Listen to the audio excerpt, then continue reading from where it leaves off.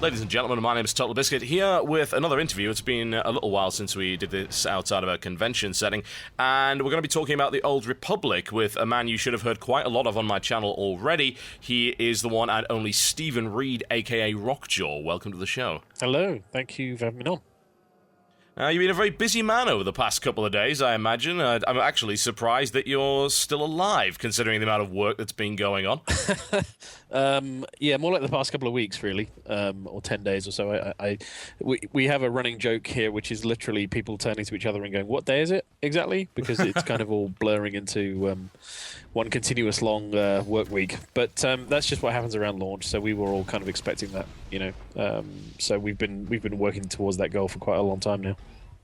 Yeah, I can imagine. So I suppose the question would be, how exactly do you prepare for a launch of this magnitude? Because very few companies actually even attempt this, and even those that do don't necessarily meet that target, whereas you guys got an absurd number of pre-orders and, of course, even had the early access week to try and gradually stagger the number of people that were getting in. So how did you guys prepare for it? What kind of measures did you put in place to make sure that things went as smoothly as possible? There was a lot of measures, kind of some more obvious than others, and some measures which people think were there specifically to help weren't necessarily just to help us in terms of the launch. So, I mean, one thing to bear in mind from the beginning is that there's been a lot of kind of rumor and speculation about what our pre-orders were. Numbers that you may have seen around on certain websites aren't necessarily actually true. Believe it or not, we don't release all of our pre-order numbers to retailers or anything similar. So a lot of the numbers you may have seen are either inflated or inaccurate or whatever. Now, having said that, we still had a really large number of pre-orders, which is fantastic, and we're really humbled by, you know, the excitement that people have shown around the product. And then that's been converting into sales as we go into the sort of launch period, which is fantastic as well. So we knew for a very and the biggest and most obvious thing from the beginning was that we said we were always going to have a limited number of copies available at launch, which is true. To be honest, we've kind of hit that limit on places like Origin. We're actually we were sort of briefly sold out there on the digital side, which I know people find a little bit hard to believe, but that's just a little. Yeah, I mean, it's not that as you know, people joke that we can't make more digital copies of the game. It's just that we know how many copies of the game exist in the retail channel, how many copies of the game you know, we can support, right? So the point there is that we don't want to oversell. You know, we don't want to have everyone is at this point aware that, you know, we have some level of server queuing during peak times, especially. So, you know, the whole point was to limit the number of copies we would have so that we would limit the number of players we'd be supporting so that we could give the best possible service we could to those guys. So, you know, it's been a very, very high number of pre-orders, a high number of sales, but it's still been limited. So when you have a number that you're working to, that lets us at least figure out, okay, you know, how many servers are we going to need? How long do we think we need to stage people into those servers, and so on and so forth. So during testing, it was all about, you know, stress testing the servers, making sure that, you know, we can open them up full throttle as and when we need to. Then when we came to early game access, again, we came through with what we said we were always going to do, which was that we were going to admit people based on when they did their pre-order. The thing that people found a little bit hard to understand, and I guess was twofold, one was that we couldn't really talk to the number of pre-orders, we couldn't really talk to the number of pre-orders over time, and the deliberate reason for that was that we wanted to basically remain flexible in the early game access period. So we wanted to be able to say to ourselves, okay, let's let some more people in, or let's let less people in, really kind of depending on how the service performed, you know, how things went. Because while, you know, we had a certain amount of people there in testing, that doesn't mean that, you know, we want that situation to be replicated in live, because the live environment's different. You know, we wanted to make sure that over time, as we let more people in, they would be spread out well, you know, across the servers, and they weren't all crowded in on the Origin worlds, which can be, you know, a less than enjoyable experience. Indeed. So, you know, we did a lot of this kind of work, and we planned for, you know, many months to, you know, kind of pull it off. But like I say, the pre-order graph is something that I kind of I try to allude to on the forums, but it was a little difficult to sort of tell people without showing them a diagram. But yeah, of course. Essentially, in the first few days that we went on sale with pre-orders, we had an enormous spike. I mean, we never got anywhere close to that spike again. That was the highest point. So what that meant was, on the very first day of early game access, which of course ultimately ended up being 7 days long, we let in a lot of people, but we let them in from essentially a short period of time over the span of how long we had pre-orders available. So essentially it worked out to the first few days of pre-order. I can't quite remember the exact timing on it, and we let that many people in, and our numbers. By the way, we always selected people based on the number of people letting in. We weren't looking at it and going, okay, let's let everybody in up to July X. It was more like, okay, let's let in X number of thousand people, and that number being not just a few thousand, I should point out. Indeed. So the point was that we let a lot of people in. Then sort of days 2 and 3, we kind of ended up letting in people over a larger span of time, in the sense of, people who had pre-ordered all the way up to something like September or October, I can't quite remember, were getting in. But then at the other end of the spectrum, then we saw another big spike in pre-orders. So then essentially it looked to people that we were letting less people in, but the truth was we'd actually let in pretty much the same number, a little bit bigger on some days, over the course of those early game access days. So it was a kind of a weird week for us, because we had a lot of people on day one who felt that we should be able to let more people in, but we were doing this deliberately slowly, so we could make sure that the servers felt stable, that all of our processes were good and in place. And then the thing was that by day 3-4, people were starting to say, well, there's queues and it's too busy and so on and so forth. Now, queues and server populations are obviously a very hot topic for any MMO, especially at launch. But our aim here, and our aim has always been, that we want to make sure that we have a healthy server population going forward. Everybody who's ever been in an MMO knows about the kind of rookie mistake, which is opening too many servers at launch and then just seeing those servers kind of collapse and not be used over time. So that's something that we want to try and prevent as much as we can. So we've been kind of balancing that as best we can, and we're not done yet. Even now at launch, we're still tweaking and making sure that the higher population servers are, hopefully less used, and we're trying to discourage people from getting onto those servers. But I think we're starting to stabilize now, which is good. Our queues at peak times have been lower, and I think that'll hopefully continue as we go forward. And certainly inside a week or two, we would guess, because we can never be sure, but we certainly think we'll see that sort of launch expectation and launch rush kind of die away a bit. People will not be as obsessed about playing the game 5 or 8 hours a day, and then obviously as we head into the new year, when people get back to work, it'll just inevitably ensure that the number of people playing at any given time is going to go down. So it's been a balancing act, and I think as Jeff Hickman said, it's a lot more art. It's art as well as science. But in terms of the number of people that we're simultaneously supporting on the service, we really couldn't be happier. I can't really go into specifics, but it is hundreds of thousands of people. We're seeing that pretty much constantly. We're seeing a very high average play time, and people are really loving the game. So that's fantastic for us. We couldn't really ask for anything more. That's what we wanted to see, and it's really gratifying to everybody at the studio that everybody's taken to the game. Yeah, I mean, personally, I've actually been fairly impressed with the fact that I've never had a server go down on me at any point, which was extremely common in certain other MMOs that I've played. I don't really know how you guys have managed to get that stability, but it does seem to be there once you actually get in and get past the queue. Yeah, and now, that was obviously a point of pride for us, and we've had obviously some server downtime here and there, but in most cases it's been very short. I think we had 1 or 2 instances where we had an hour or 2 of downtime, usually when we had to do like a hardware replacement or something similar. Yeah.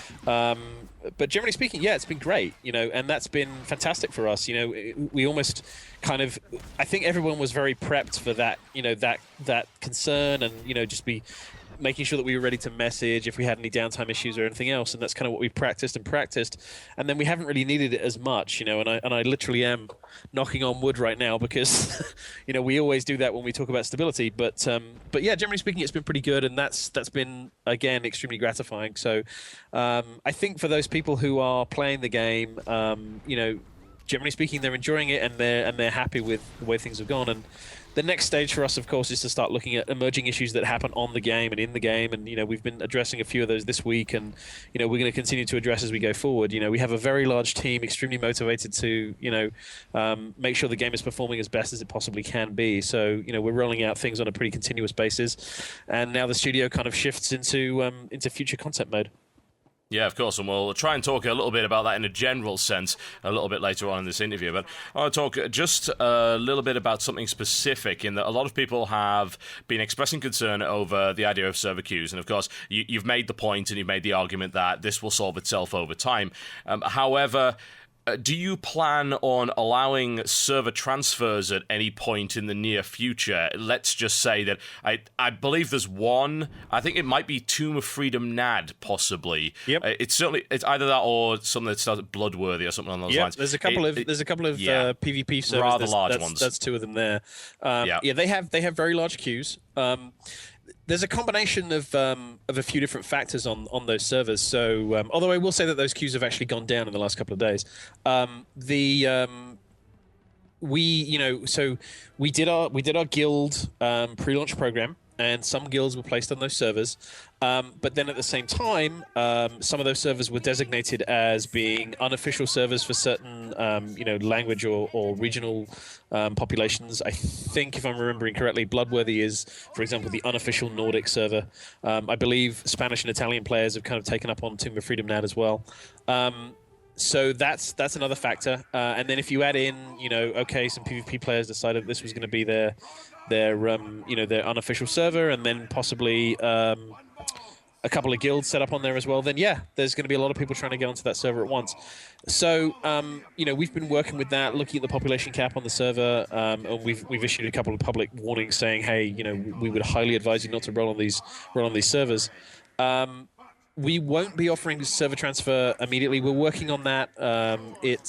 We don't have any ETA on when it's going to be available, but it is a high priority, and these guys are looking at it. We have a couple of unique challenges on server transfer. For example, the fact that we have legacy names. That's something that has to be worked out, and I can understand people, who feel that we should have anticipated from the start and so on and so forth. But the truth is that we have well over 200 servers now. And if you look at that from that point of view, having 3 to 5 servers where there are, queues, and we haven't even really stabilized yet. We're in day 2 of live service. We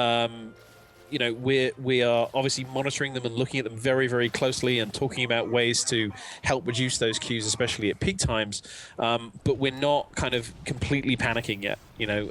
It will settle itself out to a certain degree.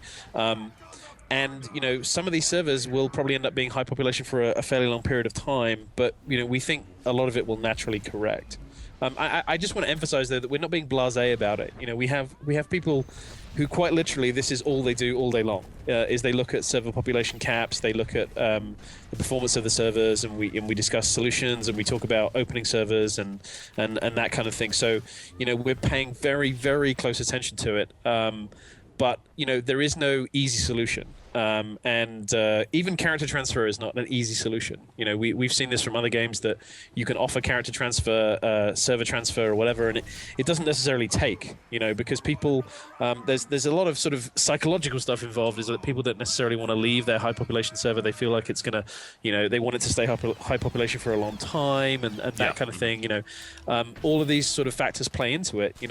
And we don't want to forcibly migrate somebody off a server. It would be incredibly difficult for us to go in and say, okay, anyone who registered a character before this date, just for argument's sake, not a particularly good idea from a PR standpoint. Moved or something similar. That's not great. So there's a lot of different factors in play, and there's a lot of MMO veterans here who are talking about it pretty continuously. And at the same time, we have to balance the needs of the rest of the population of players, right? I mean, we're seeing a lot of people who came in on launch day who obviously picked up the box at launch day. Christmas is 3 days away.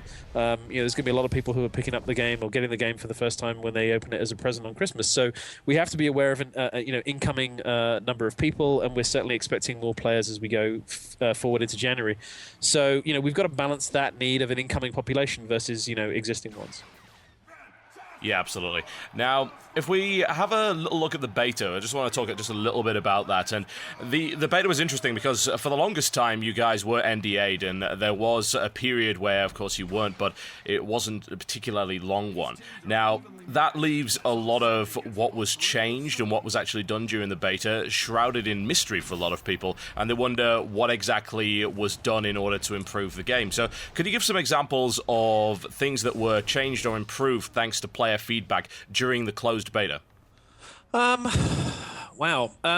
There was a lot of changes. A lot of things were modified and changed, and to be honest, a lot of it happened at such a great speed that I couldn't really be an authority on exactly what we changed. One of the biggest and most obvious ones, which a lot of people talked about, was changes to the item modification system, which kind of went between a couple of extremes really until we got it to a point that we were kind of happy with.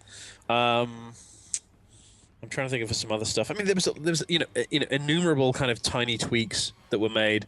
I think by the time we got to the really big testing weekends, we were not making large sweeping changes to the game at that point. And yeah, eventually that was something that when we dropped the NDA. People were able to talk about the game, and then there wasn't that many people who had been in the game long enough to be able to talk about really massive changes that we had made. Yeah. Because the testing process was relatively long term, but for a long time, was with a relatively low number of people. So yeah, I mean, there aren't too many that I would point to as like, okay, here are massive changes that were in response to that. I mean, I know that there's some that have come up as big points of contention with the community. The matching or unified colors to chess piece is one that we talked about in the past. Item modifications is another. But we changed a lot of stuff over time in reaction to player feedback. But one of the key things about Bioware as a studio, I think, is that we do have an awful lot of developers here in the building, and we have a very healthy, ongoing sort of internal conversations about the game. A lot of stuff is changed in reaction to developer feedback, and a lot of the time that ends up matching what players want to see. And what that can mean is that sometimes in the course of the of testing, things would get changed, which would look like they're in reaction to player feedback, and many times they match player feedback, but they may have already actually been changed in reaction to developer feedback, which has kind of come earlier in the cycle. But at the same time, things like item modifications and unified colors to chess piece, we listen very carefully to what people had to say about those, and we're weighing that up very carefully. And almost everything that players have talked about, things like UI customization, space combat, guild features, and that kind of thing. All of that stuff is on the table, for future changes and future tweaks. But we're also, kind of not resting on our laurels, in terms of, sitting back and not adding any new content to the game. That's certainly an important part of what we're going to do going forward. Yeah, absolutely. Now, we'll talk a little bit about a few of the plans that you have in a broad sense, because, of course, you guys aren't really announcing specifics at the moment, and no doubt people will hear about that very rapidly once you actually do. But I would like to know what the general focus is going to be going forward, because having played a lot of MMOs in the past, and obviously a lot of the viewers have experienced what happens when they get into a new game and they plow through the content. A lot of people do tend to power game it, regardless of the fact that Old Republic is blatantly a story-driven experience as opposed to many other MMOs, which the story is, I would say, kind of ancillary to the main goal of getting to maximum level. How much focus are you guys putting at the moment on the end game, and do you have any concerns that people will rush through the content and then eventually perhaps find themselves a little bit bored once they hit the max level? Sure. There's quite a lot of focus on endgame. You're going to see in our sort of first major content patch, you'll see an expansion. Put it this way, there'll be much more endgame content added in there. Although, of course, my definition of much more might differ from someone else's. But yeah, more endgame content in there, and then as we continue to kind of expand and patch There will be more in-game stuff, and also just more stuff generally for players to enjoy. We're not going to skimp on adding systems that can be enjoyed at every kind of level. The legacy system is something that we introduced in a pretty bare bones form for launch, and that's going to be expanded on for sure. That's very much on the roadmap, we're pretty much focused on trying to provide that additional extra content so you can continue to enjoy the game with your kind of main character and your favored enjoy the character that you enjoy the most. So I mean that is pretty much the focus, but there's a few surprises along the way as well. There's a few things in there which either are reaction to player feedback or kind of new interesting stuff that the devs have come up with. So I think people will be hopefully pleasantly surprised as we go forward. Yeah, we'll see how that one turns out, and that's heartening to hear, of course, from somebody that was big into the raid scene in previous MMOs. And there is a concern among some people that the Old Republic was very much designed around the idea of extending your playtime via the rolling of alts, and that's something that I'm gonna say it. It's something that World of Warcraft has been focusing on quite recently, and has been doing actually for the past couple of years with the way that it's been supporting the rolling of alts in order just to extend the lifespan of the game for certain players. Now, is there not the temptation amongst the team to simply rely on the fact that you guys have a lot of story-driven content, a lot of voice acting in the leveling process, and you could just say, well, you know what?